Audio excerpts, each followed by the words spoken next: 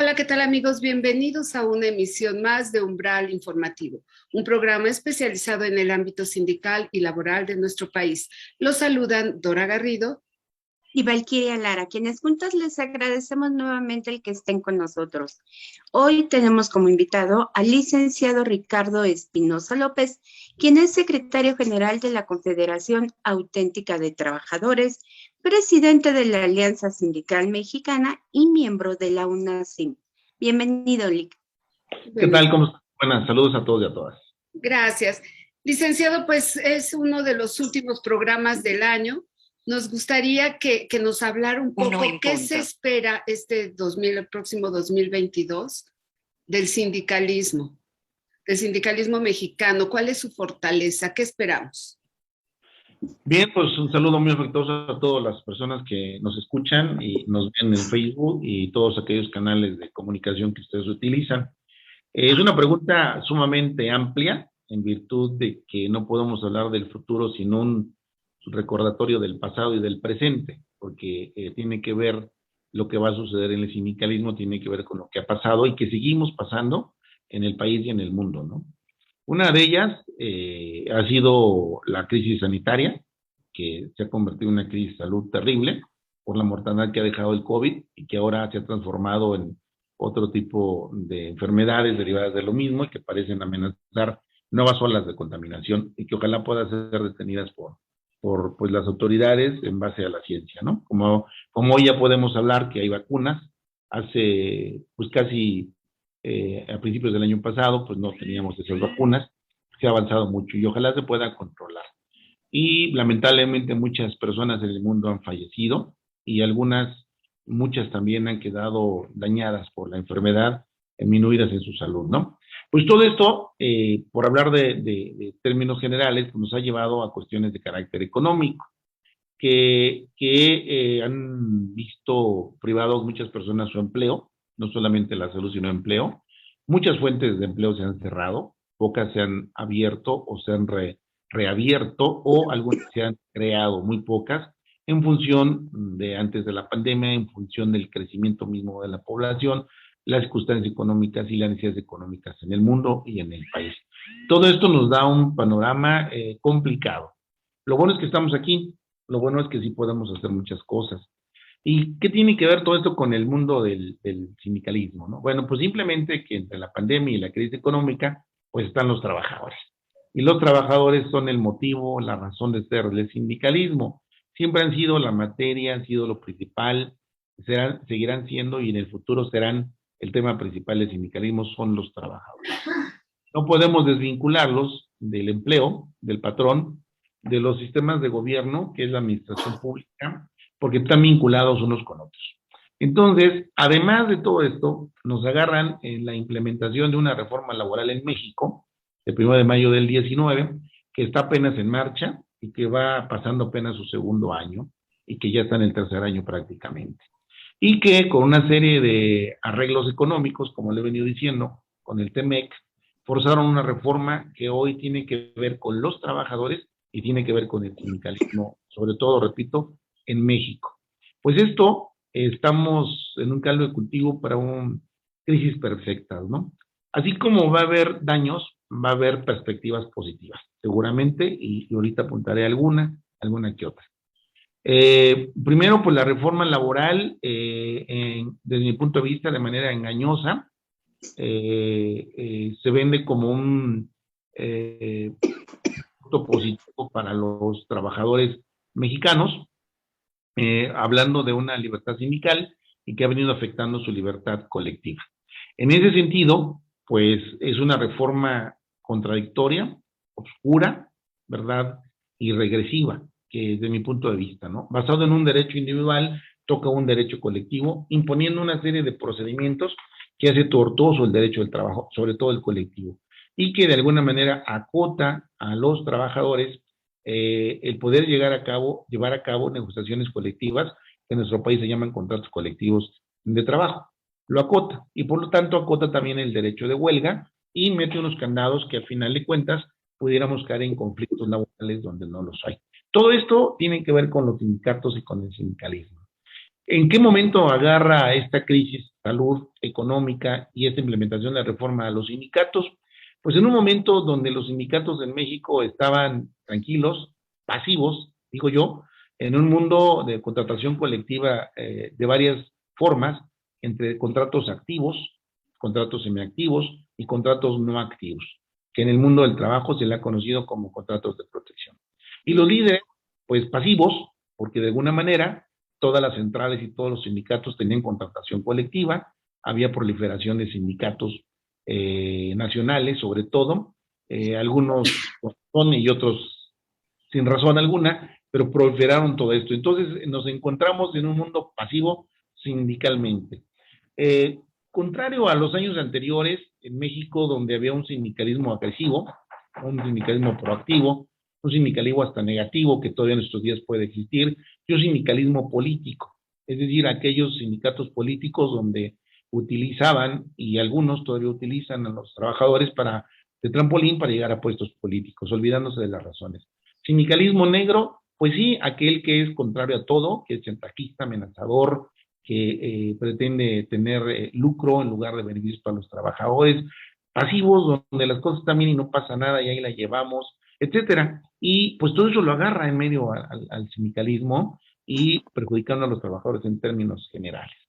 ¿Qué nos ha venido a despertar toda esta situación? Primero, que el mundo del trabajo se ha transformado. La tecnología ha imperado, estos medios han sido muy útiles para que el empleo no se pierda. Han venido a regular el trabajo a distancia, han venido cambiando los perfiles de los trabajadores. La ley nos obliga a hablar de nuevas formas de sindicatos, de sindicalismo, a aumentar la afiliación sindical, al menos la libre sindicación, la voluntaria sindicación de los trabajadores, imponiéndonos nuevas formas de legitimar la presencia de los trabajadores, dándole una fuerza importante democráticamente al voto personal libre, directo y secreto, empoderando a los trabajadores. Esto implica que los sindicatos y los líderes se tienen que transformar, pero también implica que los trabajadores en México se tienen que volver más responsables en la elección de dirigencias, en la elección de la administración de sus contratos, en la conservación del empleo, en el apoyo a las empresas para, pues, mejor producir, mejor conservar el empleo, no para entregarse a los empresarios, pero sí ser más responsables de una manera más completamente todos, ¿no? Los sindicatos, ¿qué tienen que hacer? Bueno, se tienen que democratizar, se tienen que transparentar, se tienen que eficientizar, tienen que tomar en cuenta directamente a los trabajadores, pues el sindicalismo se verá mermado activamente de una manera muy, muy importante. ¿Qué tienen que hacer los líderes sindicales que ahora están en medio de la toma de nota y en medio de los trabajadores, ¿no? Pues que si no consultan, que si no tienen presencia, que si no se capacitan, que si no se actualizan, pues de nada les sirve tener un documento que no van a poder moverlo eficaz. Pero si lo hacen con los trabajadores y tienen bien su personalidad jurídica, entonces tendremos un sindicalismo más real, más efectivo en nuestro país. ¿Qué sigue en el año 22, 23 y demás? Pues yo creo que un sindicalismo que se va a fortalecer, no hablo de cuantía, hablo de calidad. Líderes más fuertes, con mayor presencia en las fuentes de empleo, con un verdadero liderazgo representativo con las bases y unas bases más responsables. Que esto no se preste al cotorreo, por decirlo de una manera muy coloquial, sino que se preste a que el sindicato, a que los trabajadores en el sindicato tengan una vida activa, democrática, transparente, efectiva, de tal manera que crezcan las negociaciones colectivas, no solo en número, sino en calidad, obteniendo mejores liderazgos, para obtener mejores prestaciones, para que el trabajador obtenga mejores condiciones de vida, creando así condiciones de inversión, porque no olvidemos que sin el empleo, pues no hay trabajadores, y sin trabajadores no hay sindicatos. Entonces viene un reto muy importante. Esto no puede jugarse aislado de la sociedad. Tiene que haber políticas públicas, y aquí me refiero a los gobiernos en turno. Ahorita hay un gobierno que no le interesa el mundo productivo, que le interesa el mundo social, asistencial, pero tendrá que cambiar, tendrá que apretar el paso, o vendrán nuevos gobiernos que impulsen políticas económicas para que haya inversión y haya empleo. Entonces tiene que conjugarse entre la implementación de la reforma laboral, entre un activismo sindical más efectivo, trabajadores mucho más responsables, con una autoridad que dé seguridad jurídica, dé condiciones de inversión, para que a su vez podamos tener mejores prestaciones y las empresas tengan mejor seguridad jurídica y así tengamos un sindicalismo mucho más activo y representativo en México. Eso es lo que yo veo. Se van a ir esos líderes de papel, se van a ir esas centrales que se han formado políticamente, se van a ir esas empresas que no cumplen sus obligaciones laborales, fiscales, de seguridad social, etcétera, y surgirán nuevas generaciones de trabajadores y liderazgos centrales, no en cantidad quizás todavía, pero sí en calidad mucho más fuertes. Y aquellos trabajadores que se validen, se legitimen sus contratos y que sean sindicatos verdaderos serán mucho más fuertes que lo que hoy tenemos. Creo que la reforma tiene varias maneras de analizar de la reforma laboral, pero hay una que yo quiero señalar. Aquellos que le apostaron que con esta reforma se iba a extinguir el sindicalismo en México, que iban a desaparecer los líderes de las centrales, se equivocaron. Los números nos dicen otra cosa. Contrato intentado, contrato que se valide. Líder que se ha querido derrocar, ahí están las elecciones en sindicatos muy importantes que se están refrendando el apoyo a los líderes sindicales. Es decir, nos va a fortalecer a todos aquellos que pasen en la aduana y vamos a poder, en general, a los que nos dedicamos al mundo del trabajo, fortalecer al derecho del trabajo, fortalecer al sindicalismo y sobre todo los ganones, esperemos que así sea, serán los trabajadores, las familias de los trabajadores, pero sí también creo que en los próximos años debe haber un ajuste, un acomodo en la Ley Federal del Trabajo, porque hay muchas contradicciones, hay un exceso, hay una sobreregulación en algunos conceptos, hay que liberar más la contratación colectiva, hay que liberar más el derecho de huelga, no para hacer paros, sino para el verdadero ejercicio de los derechos de los trabajadores. El derecho de huelga es una autotutela de los derechos individuales y colectivos de los trabajadores y de los sindicatos. Al no ser efectiva, se vuelve nula. Al forzarla, ya no es democrática. Entonces se tienen que adecuar este tipo de normatividad que existe y para eso podemos pasar horas señalando contrariedades en los artículos de esta reforma, armonizar la ley, sistematizar la ley, organizando los derechos individuales y colectivos, así como los procesales, que también es una reforma muy importante procesalmente, para que realmente el destinatario final, que es el trabajador, se vea beneficiado. Pero además, la sociedad logre ese equilibrio entre los factores de la producción y logre no solamente el crecimiento económico, sino la paz social que debe tener este país. Entonces, pues como verás, el pasado y el presente nos manda un futuro de mucho trabajo, de mucha actividad, de mucha responsabilidad, que seguramente el sindicalismo mexicano va a salir adelante. Y esta intención que hoy existe, pero que se está patentizando en algunos lugares, del intervencionismo de sindicatos y líderes extranjeros, pues se va a anular, no lo vamos a permitir de alguna manera. Hoy, dicen ellos, hay canales jurídicos. A mí me parece que no les permite venir a hacer proselitismo sindical. Pueden de alguna manera agotar instrumentos jurídicos para vigilar la implementación del TEMEC, pero no más para vigilar la actividad de los sindicatos en México con sus líderes o sus trabajadores, y menos para hacer proselitismo sindical. Creo que eso también se va a ir solucionando gradualmente en la medida que vayan validándose más contratos, que vayan posesionándose mejor los liderazgos, que las centrales obreras fuertes se puedan ir consolidando, como yo creo que va a suceder en los próximos años. Bien. Licenciado Espinosa, ante este panorama, ¿qué mensaje le puede dar a los trabajadores para esta Navidad? Mira, también es una pregunta grande porque cuando hablamos de trabajadores, vuelvo a lo mismo, tenemos que hablar de empresarios. Hablan hoy de empleadores comúnmente conocidos como patrones. Creo que debe trabajarse en conjunto en las unidades económicas, respetando los derechos de los trabajadores efectivamente, pero también respetando los derechos de los empresarios. Me parece que viene una buena época para los trabajadores en México.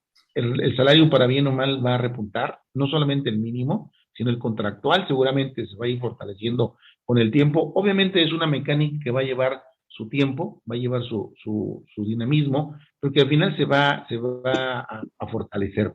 Los trabajadores en México tienen hoy una herramienta muy importante. Claro, siempre la han tenido, pero hoy es más patente, como es su libertad sindical de afiliación o de segregación, de representación, representatividad, negociación colectiva y huelga, que la hagan efectiva, que se informen, que se asesoren, que no le crean los falsos líderes de promesas simplemente falaces que no son realidad, que cuiden su empleo, que se apoye a los empresarios, sí, en función del trabajo, en función del respeto de los derechos, porque atrás de cada trabajador, hombre, mujer, hay una familia que depende de ese salario, depende de ese empleo, y creo que es el bien final que se busca, el fin final es la familia. Y un trabajador, como lo he dicho siempre, no es solamente un instrumento de trabajo, no es un número de nómina, no es un gasto y un costo, no es una inversión, es una persona que juega un rol importante en la producción y productividad de nuestro país, pero que a su vez juega roles distintos, es padre, es hijo, es madre, es abuelo, es tío, es cuñado, etcétera,